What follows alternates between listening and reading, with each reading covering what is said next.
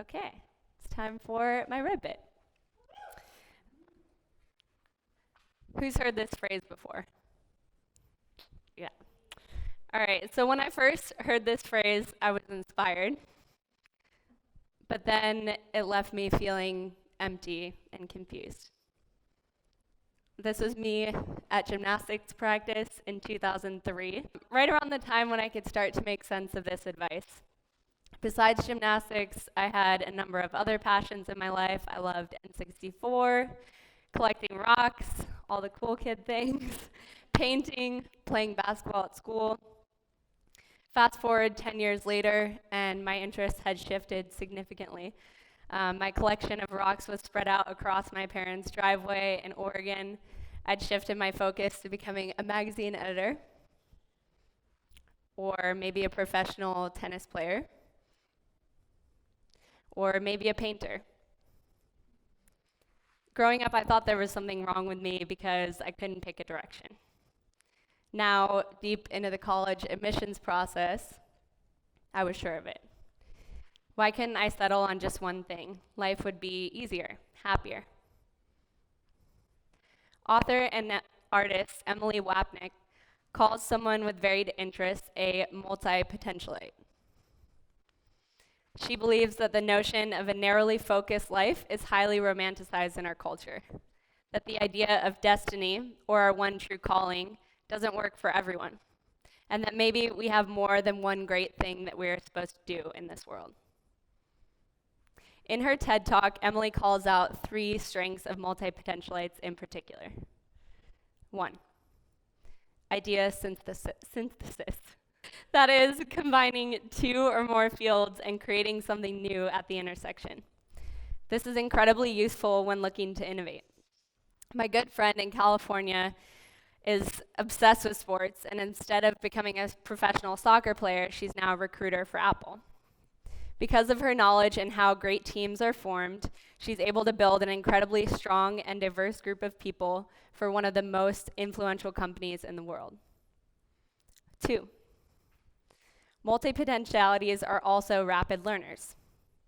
When we become interested in something, we're obsessed. We stay up until 3 a.m. on a Saturday writing a business plan for a fitness studio and branding the whole thing. Sarah. We're also less afraid to fail because we've stepped out of our comfort zone time and time again. 3, adaptability. Multipotentialites are shapeshifters, and given enough time, we're able to morph into whatever a given situation calls for. Fast Company identified adaptability as the single most important skill to develop in order to thrive in the 21st century. Our world is changing at an incredibly rapid pace. It's individuals and companies that can embrace and celebrate this change that will succeed. Do what you love, and you'll never work a day in your life. For multipotentialites in particular, I think this is flawed advice. It implies that there exists this moment at the end of a career rainbow that every day is simply great. The truth is that every job is challenging sometimes, and there's no such thing as an activity that you will never get tired of, never get stressed over, and never complain about. But part of the reason that inspirational phrases like this have become so popular is because they're objectively catchy. In my pursuit to reframe this advice, I found a quote that put it perfectly. Don't follow your passion, let it follow you in your quest to become useful to the world. This is Cal Newport, a professor at Georgetown University. As a creative agency, we're capable of serving a unique purpose that others view as truly amazing. We see it every year in the tears of grateful owners of nonprofits. We see it in the smiles of happy clients whose jobs just became easier because of an innovative software solution. We see it when we completely change consumers' reaction to a brand through small changes in color and font choice. The New York Times reports that a sense of purpose is linked to a number of positive health outcomes, including better sleep, fewer strokes and heart attacks, and a lower risk of dementia, disability, and premature death. Contentment for different activities grows over time as we tackle challenges using new skills. We leverage those skills to gain competence around things that positively impact what we care about. In his TED Talk, Mike Rowe points out that some of the happiest people in the country have jobs that no one would ever dream to identify as pre-existing passions. One of his strongest examples is Bob Combs, a pig farmer in Las Vegas. Bob collects the uneaten scraps from casinos and feeds them to his swine. His pigs grow at twice the normal speed. Bob, who spends the majority of his life in trash bins, is worth over $60 million. Instead of following some predestined path that he was determined at birth, he took a step back, looked at what other farmers were doing, and chose to do it differently.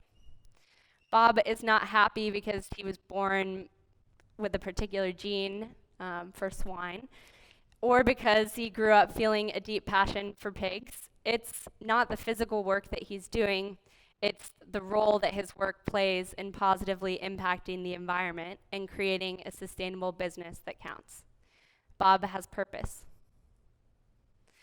My grandfather, 94 years old, the founder of several successful businesses, lives by this advice from Theodore Roosevelt.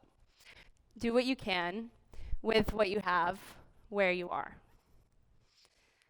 It's important to keep in close touch with our purpose within the context of what we're already doing. We can find work that's meaningful to us with what we have right here. As an agency, continuing to find purpose in our work will not come from a single innovative app that we deliver to a client that changes the world.